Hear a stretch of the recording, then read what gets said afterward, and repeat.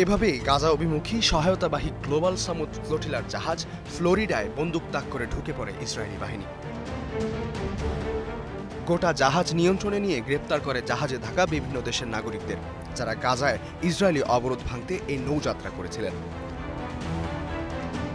শুধু জাহাজ ফ্লোরিডায় নয়, একইভাবে বন্দুক তাক করে ইসরায়েলি বাহিনী আটক করে অক্সিগন জাহাজও।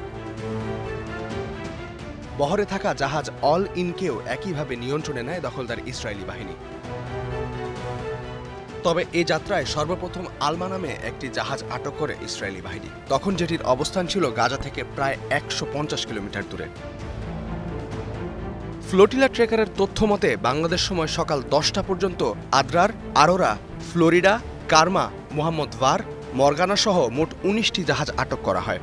জাহাজগুলো থেকে ২ শতাধিক আরোহীকেও গ্রেফতার করে ইসরায়েলি নৌসেনারা। এছাড়াও জাহাজ মারিয়া ক্রিস্টিনার উপর জল কামান থেকে পানি স্প্রে করে ইসরায়েলি দখলদার বাহিনী।